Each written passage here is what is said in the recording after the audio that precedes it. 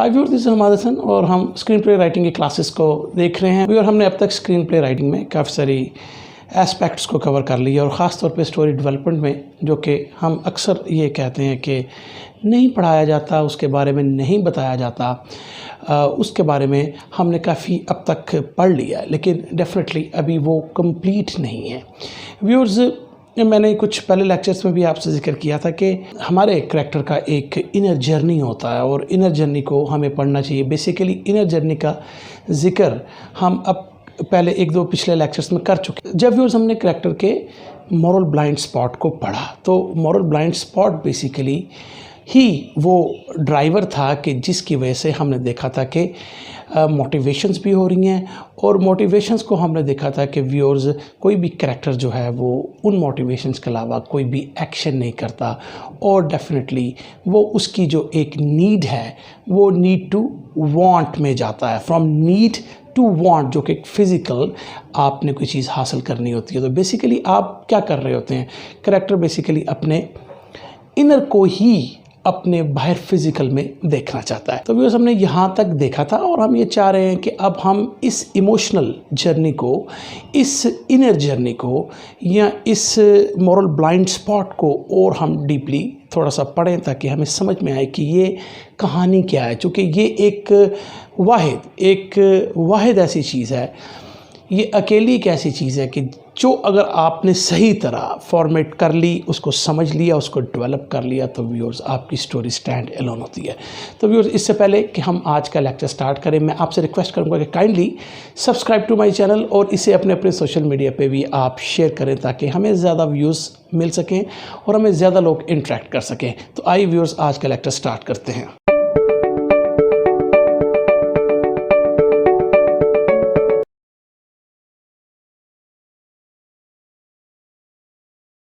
Viewers, हमने अपने moral blind spot को जब पढ़ रहे थे, तो हमने एक छोटी सी फिगर बनाई थी कि जिससे हमें अंदाज़ा हुआ था कि मॉरल ब्लाइंड स्पॉट का सिलसिला क्या है और ये क्या होता है। तो हमने कहा था कि बेसिकली ये वो फियर होता है जो किसी भी करैक्टर का होता है अपने बारे में। जैसा हमने अहमद की बैंक रॉबरी के पॉइंट ऑफ व्यू से एक मिसाल दी थी कि वो ये समझता था कि वो फैटली ब्रोकन है, वो टूट चुका है, वो, और ये उसका एक फ़ियर था कि मैं, यानी कि उसका ये खौफ था कि वो टूट चुका है, वो ओवरकम नहीं कर सकता अपने इश्यूज़ को। तो हमने कहा था कि ये उसका एक फ़ियर है। हमने कहा था कि फ़ियर फिर जनरेट करता था एक बिलीफ, और ये जो बिलीफ था ये इनको अपने बारे में भी और वर्ल्ड के बारे में भी इनका एक पॉइंट ऑफ व्यू बन जाता है, ठीक है ना। वो बिलीफ बन जाता है कि यूजुअली जो कि फॉल्स होता है कि मैं ओवरकम नहीं कर सकूं, और मेरा ये बिलीफ है कि मैं अब एंटाइटल्ड हूँ। हमने अपने सिलसिले में बैंक रॉबरी का कहा था कि चूँकि मैं एक फैटली ब्रोकर हूँ, मेरे साथ दुनिया ने अच्छा नहीं किया, मेरे साथ खुदा ने अच्छा नहीं किया, तो फिर हम उस बिलीफ में चले जाते थे, जो कि स्कूड बिलीव, या जिसको हम कह सकते हैं कि एक फॉल्स बिलीफ होता है उसका। जिसके बाद फिर हम देखते हैं कि उनके मुख्तलिफ रवैये, एटीट्यूड्स और वो सारी चीज़ें आ जाती हैं, जो कि फिर मोटिवेशनल लेवल पर, हम सीन लेवल पर उन चीज़ों को देखते हैं। ब्रॉडर टर्म में हमने ये देखा था कि मॉरल ब्लाइंड स्पॉट जो है वो एक इमोरल इफ़ेक्ट करता है। यही हमने कहा था कि जब उसका ये मॉरल ब्लाइंड स्पॉट था, तो उसने जब बैंक रॉबरी की तो वो एक इमोरल इफ़ेक्ट हो गया था। ये सारी चीज़ें हम पढ़ चुके हैं, और व्यूअर जिन्होंने मुझे अभी ज्वाइन किया है वो मेरी पुरानी क्लासेस को देख सकते हैं, और फिर उससे उनको अंदाज़ा होगा कि हम ये सब बातें क्या कर रहे हैं। जब हम ये सब कुछ कर चुके और हमने कहा कि फिर उनकी एटीट्यूड्स आ जाएंगे, उनके बिहेवियर आ जाएंगे, ये सारी चीज़ें हमने देख ली हैं। अब हमने ये देखना है कि बेसिकली ये जो पाथ है हमें समझ में आ गया है कि वो एक फ़ियर है, फ़ियर से वो एक बिलीफ में जाते हैं, बिलीफ से फिर उनके एटीट्यूड्स होते हैं, जिससे वो ख़ुद भी हर्ट फिर बाद में होंगे और उससे दुनिया भी हर्ट होगी। ये हमें पॉइंट समझ में आ गया था। और ब्रॉडर टर्म में हमने कहा था कि ये जो हमारा मॉरल ब्लाइंड स्पॉट होता है ये एक इमोरल इफ़ेक्ट करता है, जिसके बाद फिर प्रॉब्लम्स आती हैं। वो प्रॉब्लम्स के बाद फिर हमने कहा था कि हम एक लूप में चले जाते हैं कि हमने प्रॉब्लम दी और हम उसका इफ़ेक्ट लेते चले जाते हैं, हत्ता कि एक ट्रुथ मोमेंट आ जाता है, और वो जो ट्रुथ मोमेंट होता है उसके बाद उसको डिसीजन करना है कि वो राइट पाथ पे जाए या लेफ़्ट पाथ पे जाए, राइट या रॉन्ग की तरफ जाए। यानी उसके नज़दीक तो शायद वो रॉन्ग नहीं होगा, इसलिए राइट पाथ की हमने एक डेफिनेशन बनाई थी, एक लेफ़्ट पार्ट की हमने डेफिनेशन बनाई थी। एनी हाउ, ये एक छोटा सा रीकैप भी हो गया, लेकिन ये ज़रूरी था चूँकि हमने अब डीप पढ़ना है। व्यूअर्स, कल मुझसे किसी ने पूछा भी था कि ये बताएं कि हम जब रिवर्सल और रिकग्निशन की बात करते हैं तो सिंपल प्लॉट में आपने बताया अपने लेक्चर्स में कि वो नहीं होता, जबकि हमारे कॉम्प्लेक्स प्लॉट में वो सब चीज़ें होती हैं। तो मैंने व्हाट्सएप ग्रुप में अपने यही बताया कि बेसिकली ये इसका जो सिलसिला है ये हमारे अरिस्टोटल तक जाता है, उसी से ये बात ड्राइव हुई है। तो बेसिकली कॉम्प्लेक्स प्लॉट्स जो होते हैं वो स्टोरीज होते हैं, उसके अंदर वो ट्रुथ मोमेंट आता है जिसका मैं जिक्र कर रहा हूँ, और यही उसकी रिकग्निशन होती है। जबकि सिंपल प्लॉट और सिचुएशनल प्लॉट्स, और उसमें ट्रुथ मोमेंट नहीं आता। वहाँ पर आपने प्रॉब्लम देनी है और उसको सोल्यूशन लेना, प्रॉब्लम देनी है, सोल्यूशन लेना, जब मर्जी आप स्टोरी को एंड कर दे। वहाँ पर हमारे पास कोई भी इमोशनल पाथ या inner journey of the character नहीं है। तो अब व्यूअर्स, हम इनर जर्नी ऑफ कैरेक्टर पढ़ रहे हैं और ये मैं समझ में आ गई। अब देखना ये है कि ये फियर कहाँ से पैदा होता है। ये चीज़ें हमने देख ली, अब हमें समझ में आ गया ये पाथ क्या है। जनरली हमने इसको एक दफ़ा देख भी लिया, पढ़ भी लिया, आपने भी इसको समझ लिया होगा। और व्यूअर्स, ये मैंने आपको कहा कि थोड़ा सा इस पर टाइम लें ताकि आप अपने तौर पे, अपने लेवल पे इसको समझने की पोजीशन में आ जाए। अब ये फियर कहाँ से पैदा होता है viewers? Most of the cases में मैंने आपको पिछले लेक्चर में एक थोड़ी सी हिंट दी थी कि हम यानी एज अ ह्यूमन बीइंग भी, करैक्टर्स का भी हम जिक्र करेंगे, एज अ ह्यूमन बीइंग भी अगर हम अपने आप को देखें तो हम देखेंगे कि हमारे पास्ट में कोई ना कोई ज़ख़म पड़ा है, कोई वूंड है हमारी ज़िंदगी में। मोस्ट ऑफ द टाइम में अगर हम देखें, अगर हम अपने बचपन में चले जाएं तो व्यूअर्स, हमारे बहुत सारे ऐसे एक्सपीरियंसेस होते हैं जो कि हमारे इमोशनल ट्रॉमा कहलाते हैं। यानी कि ऐसे वाक़यात, ऐसे एक्सपीरियंसेस जिससे हम इमोशनली, नफ्सियाती तौर पर डिस्टर्ब हुए हों और आम तौर पर वो हमारे जहन से ना जाते। मैं व्यूअर्स थोड़ा सा इस पॉइंट में लकी हूँ कि मैंने अपनी ज़िंदगी में सैकड़ों यानी कि हंड्रेड्स में ऐसे लोग देखे हैं जो कि साइकोलॉजिकली डिस्टर्ब हैं, क्योंकि मैं कुछ स्टडी इस पॉइंट ऑफ व्यू से बहुत सारे लोगों पे करता हूँ, कर रहा हूँ। तो ये एक ऐसा सिलसिला है जो कि डेफिनेटली हम तो वो मेडिकल पॉइंट ऑफ व्यू से उस स्टडी को देख रहे हैं, लेकिन मैं आपको बताना चाह रहा हूँ कि ये कितना इम्पॉर्टेंट होता है कि जो फियर्स हमारे, वो जो इमोशनल ट्रॉमा हमारा ख़ास तौर पे बचपन में होता है, वो हमें हमारी ज़िंदगी को यकसर बदल देता है। अब एक मिसाल लेते हैं कि कई दफ़ा आपने देखा होगा कि स्कूल में कई दफ़ा आप, हो सकता है कि आप चाहते हो कि मैं क्लास में फ़र्स्ट आऊँ, लेकिन आप देखेंगे कि कई दफ़ा होगा कि यार मैं फ़र्स्ट तो आना चाहता हूँ लेकिन मैं आ नहीं पाता, बल्कि मैं मिडल ऑफ पोजीशन में ही रहता हूँ। यानी कि अगर 40 की क्लास है तो मैं 18-19 मेरी पोजीशन आती है। आप कहते होंगे यार वो जो फर्स्ट आता है उसके भी तकरीबन पेपर्स वैसे ही होते हैं जैसे मैं करता हूँ, वो भी उतनी ही तैयारी करता है जितनी मैं, लेकिन मैं फ़र्स्ट नहीं आता। ठीक है, तो आप क्या करते हैं कि पहले तो आप एक दो दफ़ा इसको शायद देखते हैं, फिर आप अपनी, हो सकता है कि मदर से प्रॉमिस करें कि नहीं जी इस दफ़ा तो मैं आपको फ़र्स्ट आके दिखाऊंगा, आप फिर फेल हो जाते हैं।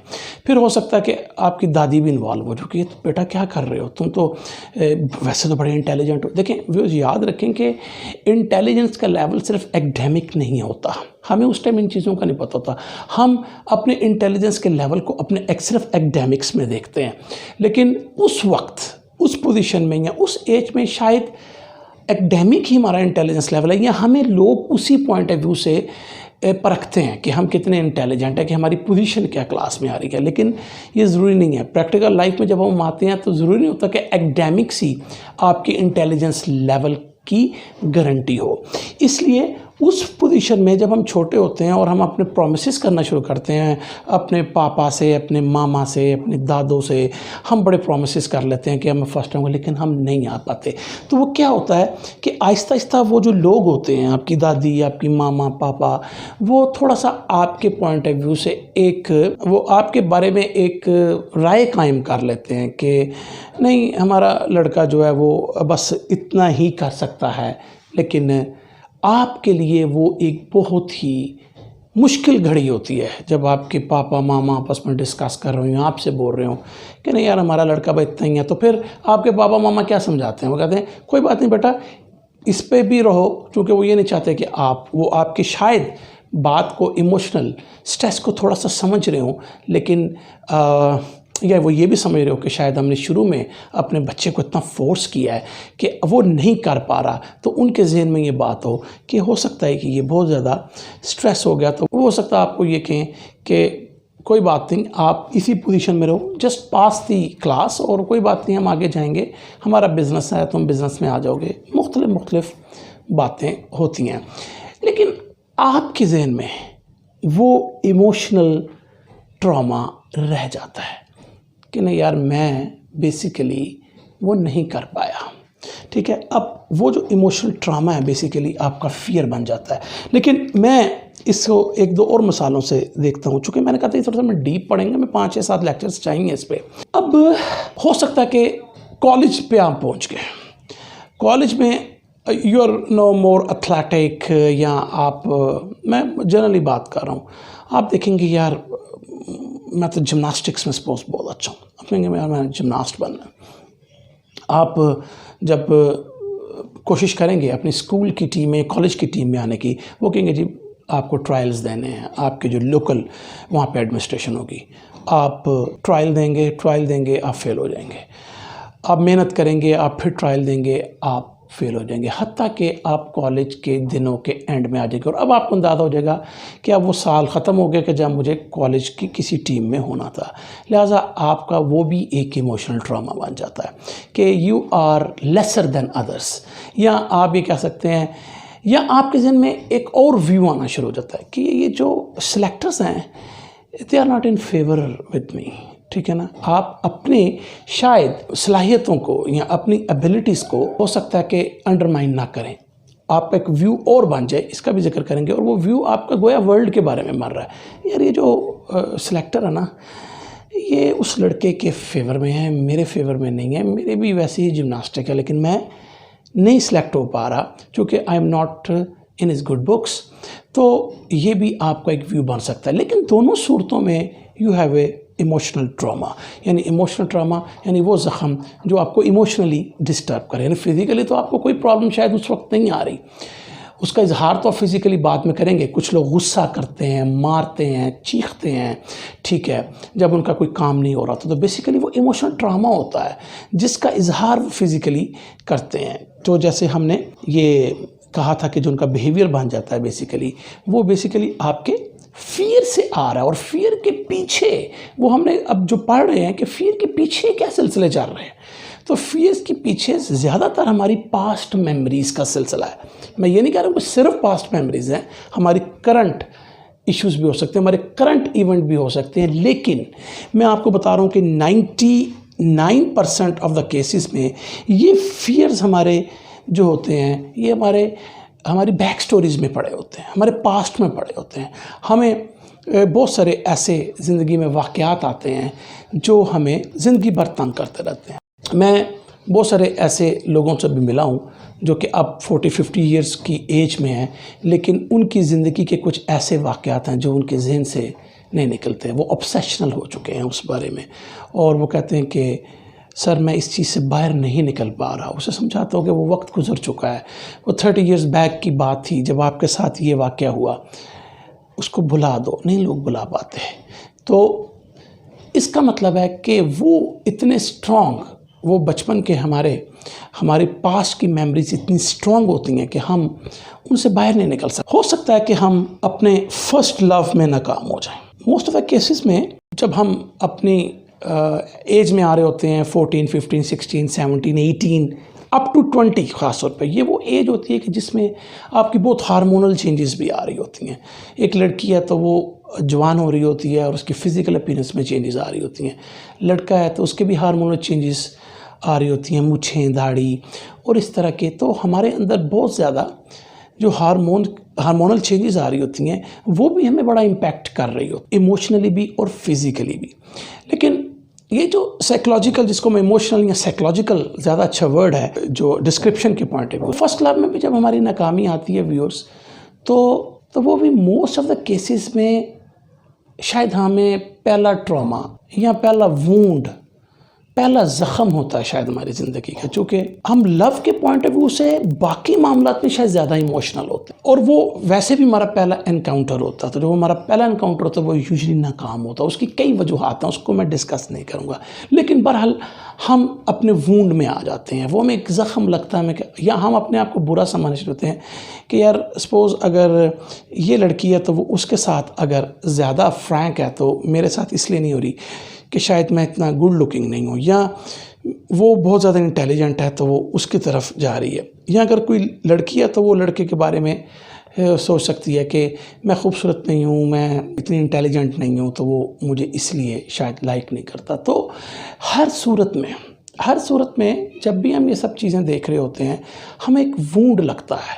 ये हमारा इमोशनल वूंड है, इमोशनल ट्रॉमा है कि हम एक आहिस्ता आहिस्ता उस फियर में जाना शुरू हो जाते हैं जो कि शायद हम खुद भी कंट्रोल नहीं कर पाते। तो ये हो सकता है आप उस लव के लिए 1 ट्राई करें, 2 ट्राई करें, लेकिन अपना काम हो जाए। तो फिर वो एक मोमेंट आता है कि जिसके बाद आप सोचते हैं कि नहीं यार, मैं अब आई एम नॉट एबल, मैं इस काबिल नहीं हूँ, शायद मैं उसको हासिल नहीं कर सकता। हम शायद यूनिडायमेंशनल उस एज में सोच रहे होते हैं, लेकिन जो भी वजह बने, एज डिफरेंस नहीं है, वो आप इंटेलिजेंट नहीं हैं, आप खूबसूरत नहीं हैं, जो भी आपकी रीज़न बनी, वो एक मोमेंट पहुंच गया कि जिसके बाद आपने ये फैसला करेंगे नो मोर फॉर दैट, आप नहीं करते। लेकिन इसका मतलब है कि बेसिकली आपको वो ज़ख़म तो लग गया, वो ज़ख़म आपके अंदर आ गया। ये एक हुआ। पीछे आप शायद जिम्नास्टिक के स्कूल के टाइम में जिम्नास्टिक की टीम में नहीं हो सके, उससे पीछे आप जो है अच्छी तरह पढ़ नहीं सके। तो आहिस्ता आहिस्ता आपने ये सोचना शुरू कर दिया कि ज़िंदगी के जितने भी मेरे एक्सपीरियंसेस हैं वो पॉजिटिव नहीं हैं, जितने भी मेरे तजर्बात हैं वो पॉजिटिव नहीं है, वो नेगेटिव हैं। तो ये आपके जहन में आना शुरू हो गया। स्कूल में नाकामी, कॉलेज में नाकामी, लव में नाकामी, तो आपने कहा कि इट मीन्स कि सब कुछ ही मुझे नेगेटिव मिल रहा है, ये मेरे साथ ही हो रहा है। तो आहिस्ता आहिस्ता कुछ चीज़ें आप अपने बारे में सोचना शुरू कर देंगे कि यार मैं ही नहीं ठीक, मैं ही इस काबिल नहीं, मैं ही खूबसूरत नहीं, मैं ही एबल नहीं।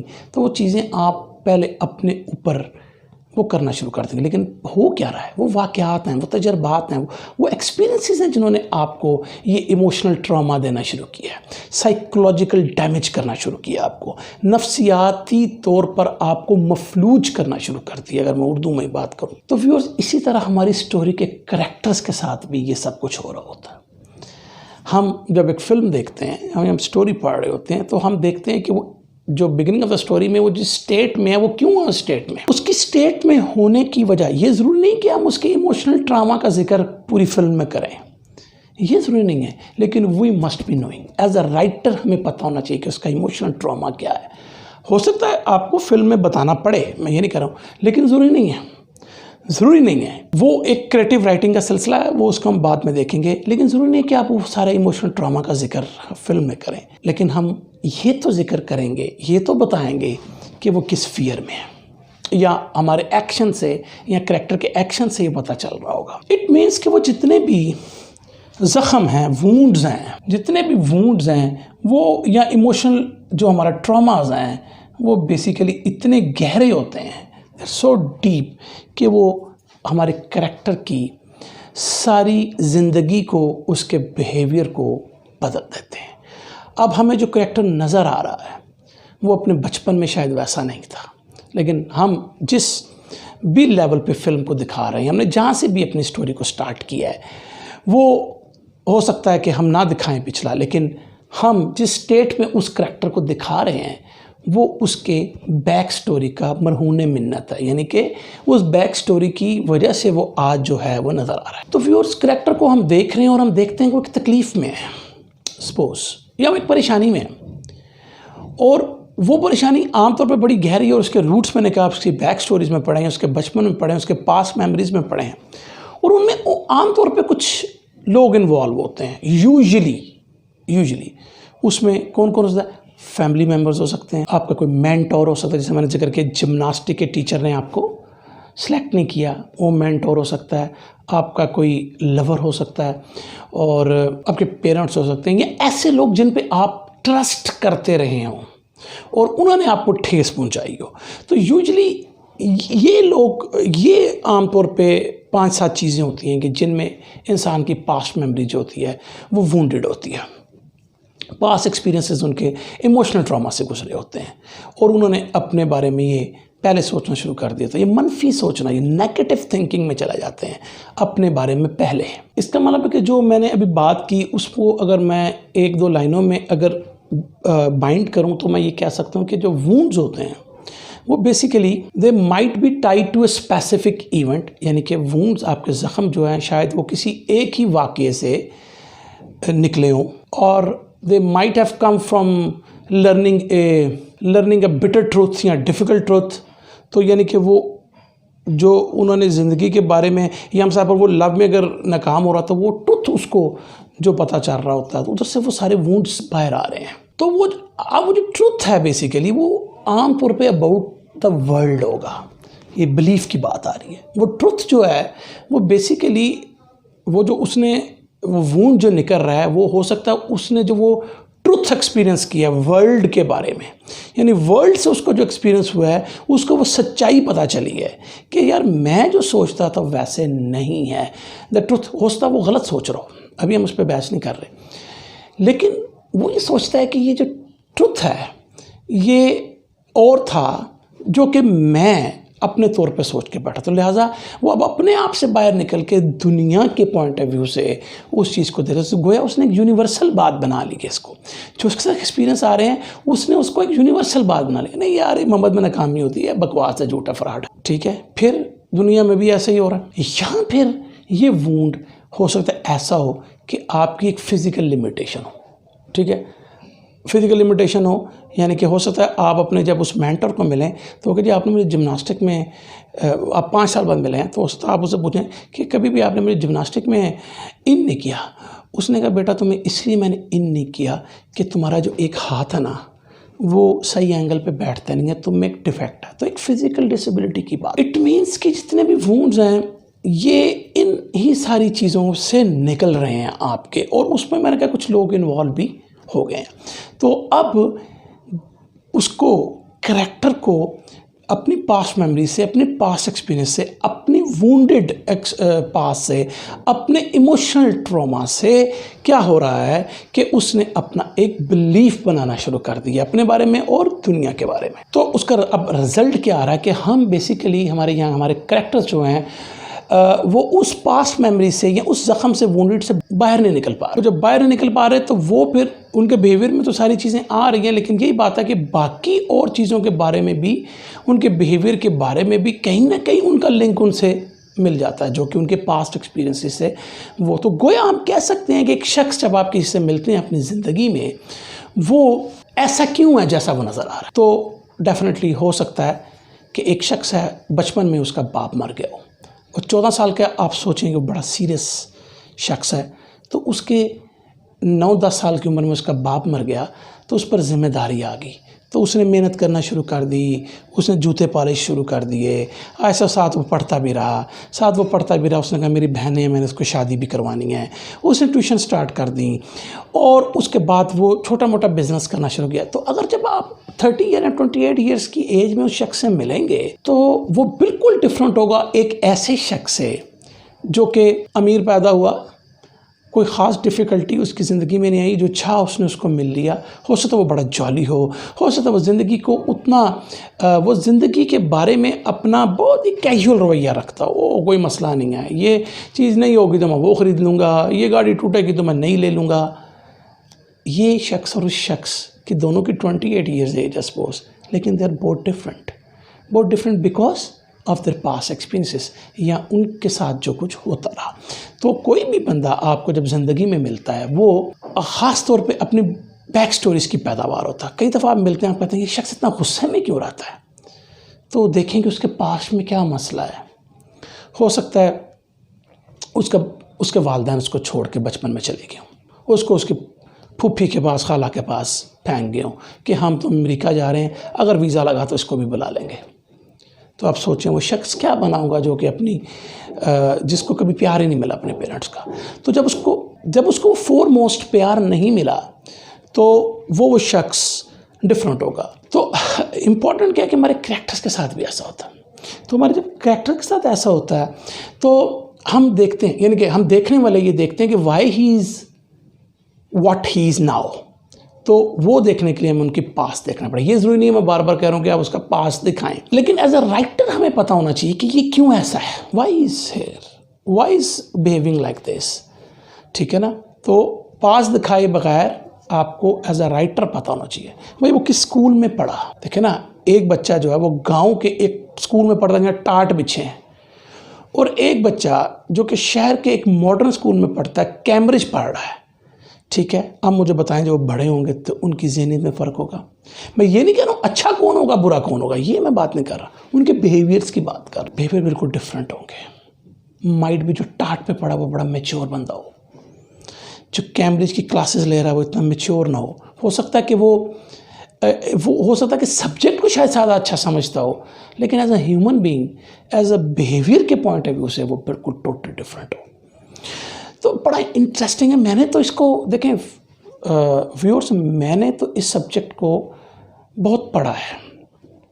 मैंने लोगों से मैं रोज़ मिलता हूँ। ठीक है, मैं एक समझ लें कि आप ये समझ सकते हैं कि शायद एक प्रोफेशनली पॉइंट ऑफ व्यू से भी मुझे ऐसा करना पड़ता है। तो ये एक बहुत बड़ी स्टडी है। ये ऐसे नहीं कि हम अगर मैं 5-6 लेक्चर्स की बात कर रहा हूँ तो हो सकता है हम इसको वाइंड अप कर लें, लेकिन अगर हम देखें, हमने चूँकि इसको स्टोरी पर तक रखना है, इसको आम जिंदगी और एक्सपीरियंस के शायद आपको इंटरेस्ट इतना हो, लेकिन मैं आपको बता रहा हूँ कि आपको मैंने एक नया वेंचर दिया सोचने का कि वाई ए पर्सन इज ही।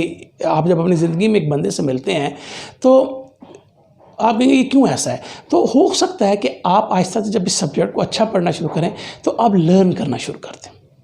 अब लर्न करना शुरू कर दें और आप जब एक बंदे से मिल के आए अपने दोस्त को कहेंगे यार ये यूँ कर रहा है, डेफिनेटली ना इसके साथ ये हुआ होगा, हो सकता है इसके साथ, तो आपके साथ वो फिर आपके ब्रेन में वो चीज़ें चलेंगी, वही आप अपने करैक्टर पर लागू कर सकते हैं उन चीज़ों को। तो फिर व्यूअर्स हम कह सकते हैं कि करैक्टर्स की बैक स्टोरीज़ का हमें पता होना चाहिए और हमें ये ज़हन में रखना चाहिए कि कोई भी करैक्टर बेसिकली अपने पास्ट का प्रोडक्ट होता है। तो characters are the product of their past. इसका मतलब है कि अब ये जितने भी इमोशनल ट्रॉमाज हैं इतने स्ट्रॉन्ग हैं कि हमारे करैक्टर के कुछ फियर्स डेवलप हो गए हैं, कुछ उसके बिलीव्स बन गए हैं ज़िंदगी के बारे में।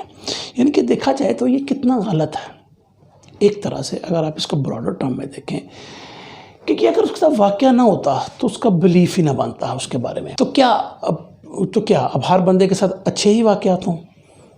ऐसा नहीं होता, हर बंदे का एक वुंडेड पास्ट होता है। लेकिन मैं ये कहना चाह रहा हूँ कि कितनी ज़्यादती है एज अ ह्यूमन बीइंग हम ये समझ सकते हैं। एज अ ह्यूमन बीइंग अगर मैं इतराज़ करूँ तो ये हमारे साथ बड़ा जुल्म है। ठीक है ना, हमारे साथ बड़ा जुल्म है कि हमारे इमोशनल ट्रॉमाज आ रहे हैं और इमोशनल ट्रॉमा से हमारे वो बिलीव्स बन गए जो हमारे नहीं बनने चाहिए थे शायद। देखिए बड़ा इंटरेस्टिंग टॉपिक है।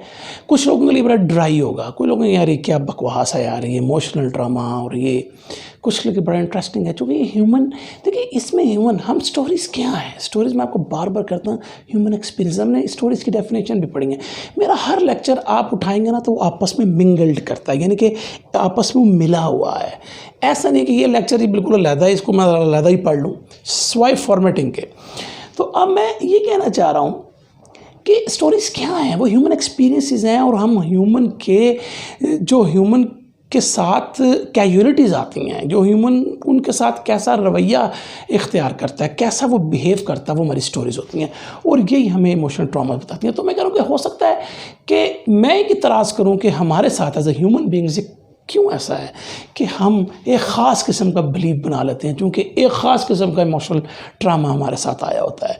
लेकिन दिस इज़ लाइफ। तो व्यूअर्स, इसका मतलब ये हुआ कि अब हम अपने करैक्टर के जो दुख हैं, दर्द हैं, तकलीफ़ें हैं, उन सबको समझने के बाद एक अच्छा करैक्टर बना सकते हैं, जिसको हम 3 डायमेंशनल करैक्टर्स कहते हैं। उसका भी जिक्र करेंगे बाद में, अभी तो करैक्टर्स पे हम आए ही नहीं। मैं ये आपको बताना चाह रहा हूँ व्यूअर्स कि ये आज का लेक्चर ज़रा उतना, मैं आपको बता रहा हूँ कि शायद जॉली लेक्चर ना हो, कुछ लोगों के लिए इतना मज़ेदार लेक्चर ना हो, लेकिन इसको वो गोया एक ड्राई लेक्चर उनके लिए बन जाए। तो व्यूअर्स, खैर हम जो बात कर रहे हैं उसको हम ज़रा गौर से देखें। थोड़ा सा इमोशनल ट्रॉमा और वुंड्स का थोड़ा सा फ़र्क आपको मैं बता दूं कि इमोशनल ट्रॉमा जो होता है व्यूअर्स, वो तो किसी भी करैक्टर की ज़िंदगी को बदल देता है, ठीक है, वैसा वाक़या है। लेकिन जो वुंड्स होते हैं ना, वो बेसिकली करैक्टर के रवैयों से, करैक्टर के बिहेवियर से, उसके एटीट्यूड से